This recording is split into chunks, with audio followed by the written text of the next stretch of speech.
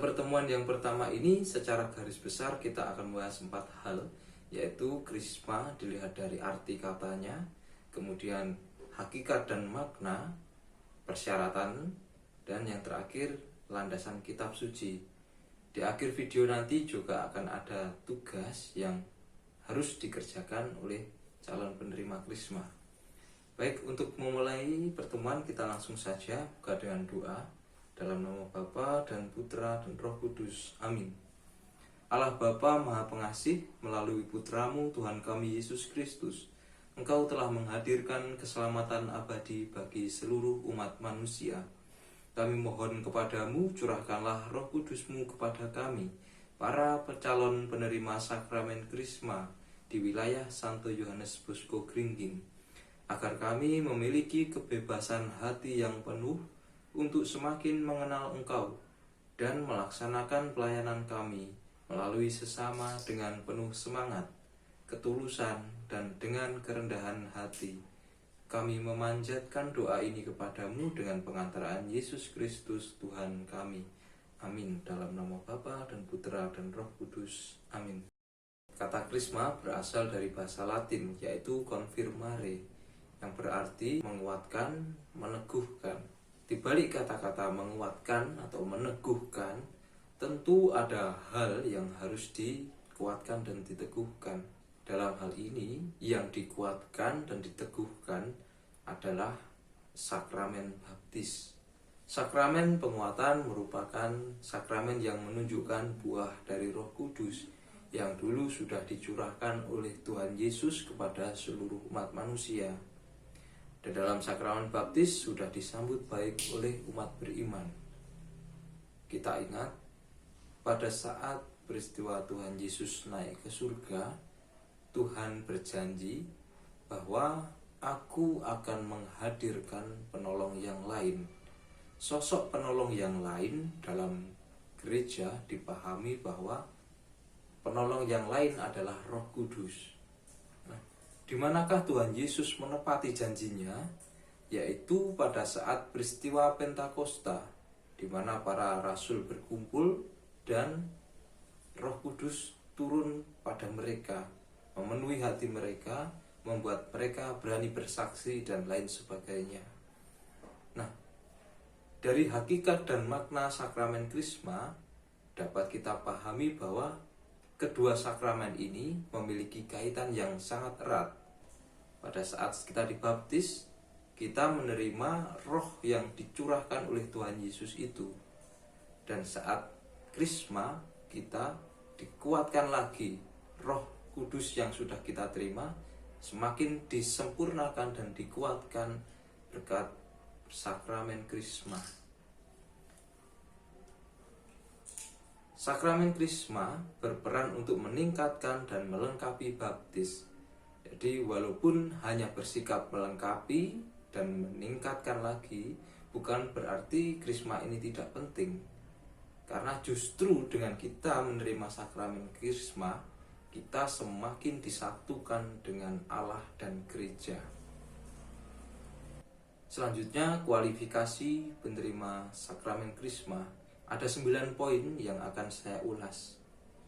Yang pertama, poin ini menunjukkan bahwa yang menerima krisma adalah orang yang sudah dibaptis terlebih dahulu, kemudian belum pernah menerima sakramen krisma, karena sakramen krisma ini hanya diterima 1 kali dalam seumur hidup. Kemudian para calon imam, biarawan, biarawati, dan yang mau menikah wajib menerima sakramen krisma. Namun dalam prakteknya, mereka yang sudah menikah terkadang belum menerima sakramen krisma. Ini dapat dimengerti karena sakramen krisma ini diberikan langsung oleh Bapak Uskup dan tidak bisa diadakan sewaktu-waktu begitu. Jadi memang kalau memungkinkan, jadi kita mengingatkan anak-anak kita, saudara kita yang belum menikah untuk segera menerima sakramen krisma bila ada kesempatan. Kemudian yang ketiga, para petugas liturgi, para aktivis dan fungsionaris gereja sangat dianjurkan. Artinya mereka yang aktif berkecimpung di gereja, ya, terlebih-lebih mereka ini sebisa mungkin harus sudah menerima sakramen penguatan sebagai bentuk kesaksian mereka. Keempat, di luar bahaya maut, bila calon penerima krisma dapat menggunakan akal, dituntut bahwa dia diajar secukupnya, berdisposisi baik, dan dapat membaharui janji baptis. Poin yang keempat ini hampir mirip dengan yang keenam dan berbicara soal persiapan penerimaan sakramen krisma. Jadi diandaikan bahwa calon penerima krisma ini benar-benar disiapkan, diberi pelajaran, disiapkan supaya berdisposisi, artinya memiliki sikap batin yang baik dan dapat membaharui janji baptis, sehingga pada saat menerima sakramen krisma dia benar-benar siap untuk menerima rahmat Tuhan. Kemudian poin yang kelima ini berbicara soal batasan usia, ya. Jadi sebelum usia 13 tahun ini belum bisa menerima sakramen krisma. Selanjutnya poin yang ketujuh, ya, 7 dan 8 ini berbicara soal administrasi, ya. Saya rasa sudah jelas dan saya himbau bagi Anda yang belum mengisi formulir dan melengkapi administrasi, mohon untuk segera dipersiapkan sebelum saat penerimaan sakramen krisma besok. Kemudian yang terakhir ini adalah mengikuti rekoleksi dan menerima sakramen tobat. Nah, ini lebih pada persiapan batin supaya pada saat penerimaan nanti kita memiliki disposisi yang baik. Landasan kitab suci mengenai sakramen krisma. Anugerah Roh Kudus tentu tidak bisa dipisahkan dari peristiwa Pentakosta, yakni ketika Roh Kudus turun atas para rasul dan membangkitkan mereka untuk tampil sebagai saksi-saksi Kristus yang gagah berani. Khotbah Petrus yang menyusul sesudah Roh Kudus turun atas mereka memberikan keyakinan kepada kita bahwa Roh Kudus benar-benar berkarya di tengah gereja. Dari sini dapat kita pahami bahwa Roh Kudus yang sudah diterima oleh para rasul, Roh itu pula yang menggerakkan mereka untuk lebih berani untuk menjadi saksi. Nah, apakah sebelumnya tidak berani? Yuk mari kita lihat di dalam perikop Kisah Para Rasul bab 2 ayat 1 sampai 4. Di sini dikatakan bahwa ketika tiba hari Pentakosta, semua orang percaya berkumpul. Semua orang percaya ini adalah mereka para rasul, termasuk juga orang-orang yang sudah percaya berkat pemberitaan para rasul. Mereka berkumpul di suatu tempat, tiba-tiba turunlah dari langit seperti bunyi tiupan angin yang keras yang memenuhi rumah di mana mereka duduk dan tinggal. Kemudian tampaklah kepada mereka lidah-lidah seperti nyala api yang bertebaran dan hinggap pada mereka masing-masing. Maka penuhlah mereka dengan Roh Kudus. Nah, dari sini dapat kita amati bahwa mereka yang sudah percaya, bahkan para rasul sekalipun, ternyata belum menerima Roh Kudus. Jadi kita ingat bahwa Tuhan Yesus dulunya pernah berjanji akan menghadirkan penolong yang lain. Dan saat inilah, pada peristiwa Pentakosta inilah, penolong yang lain itu hadir dalam rupa lidah-lidah api. Dan Roh Kudus inilah yang menggerakkan para rasul untuk menjadi saksi-saksi Kristus yang gagah berani. Kemudian selanjutnya, baptis memang telah mencurahkan Roh Kudus atas diri kita. Seluruh hidup Kristiani sejak awal berada di bawah kuasa Roh Allah. Tetapi perjanjian baru mengisahkan pelaksanaan pencurahan Roh Kudus dengan peletakan tangan yang berbeda dengan baptis. Nah, di sini dapat kita lihat bahwa pada saat kita dibaptis memang sudah menerima Roh Kudus, namun krisma tidak sama dengan sakramen baptis. Yang menjadi ciri khas penerimaan sakramen krisma adalah penumpangan tangan. Penumpangan tangan yang dimaksudkan di sini harus dilakukan oleh pimpinan gereja. Dalam hari ini adalah uskup.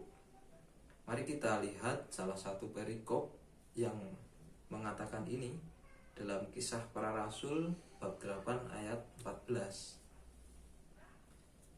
Dikatakan bahwa ketika para rasul di Yerusalem mendengar bahwa tanah Samaria telah menerima firman Allah, mereka mengutus Petrus dan Yohanes ke situ. Dari sini dapat kita lihat bahwa seperti para rasul tadi, mereka sudah percaya, namun baru menerima Roh Kudus secara penuh ketika Pentakosta. Dan di sini kita melihat orang Samaria juga sudah percaya pada Tuhan, namun mereka belum menerima sakramen Krisma atau penguatan ini, sehingga para rasul meminta Petrus dan diwakili dan didampingi oleh Yohanes. Kita ingat bahwa Petrus adalah pemimpin para rasul, kalau saat ini uskup. Nah, Petrus datang ke Samaria untuk memberikan penumpangan tangan ini. Itulah dasar dari penerimaan sakramen Krisma, dasar-dasar kitab suci. Ya, saya rasa itu inti dari pertemuan kita yang pertama. Ada 4 hal. Ingat bahwa yang pertama kita membahas arti dari kata Krisma. Kemudian yang kedua, hakikat dan makna. Ketiga, persyaratan atau kualifikasi penerima sakramen Krisma. Dan yang keempat, landasan kitab suci yang mengatakan tentang sakramen Krisma. Sebenarnya masih ada landasan-landasan kitab suci yang lain, namun tidak perlu saya sampaikan semua. Kira-kira itu cukup untuk mewakilinya. Dalam pertemuan pelajaran sakramen Krisma ini nanti ada sekitar 16 pertemuan. Pertemuan 1 sampai ke 8 berisi tentang materi. Kemudian yang selanjutnya berisi tentang persiapan-persiapan hal teknis seperti gladi bersih. Kemudian juga persiapan batin seperti pengakuan dosa, ibadat, dan juga rekoleksi. Kemudian untuk penugasan pada pertemuan yang pertama ini, saya minta supaya Anda menuliskan di kolom komentar yang pertama nama Anda dan stasi Anda. Ini sebagai absensi pertemuan yang pertama. Kemudian selanjutnya Anda tuliskan apa yang Anda pelajari dari pertemuan yang pertama ini. Saya minta dengan kejujuran Anda menuliskan apa saja yang Anda pahami. Entah itu banyak atau sedikit, tuliskan saja, sehingga itu nanti bisa berguna bagi saya, bagi pendamping yang lain untuk melihat keaktifan Anda dan keseriusan Anda dalam mengikuti pelajaran ini. Saya rasa cukup. Saya sampaikan terima kasih untuk perhatiannya. Saya juga memberikan kesempatan bagi Anda untuk menuliskan pertanyaan bila ada, sehingga pertanyaan-pertanyaan Anda itu semakin memperkaya dari materi pertemuan ini. Baik, sekian itu dari pertemuan pertama. Sampai jumpa.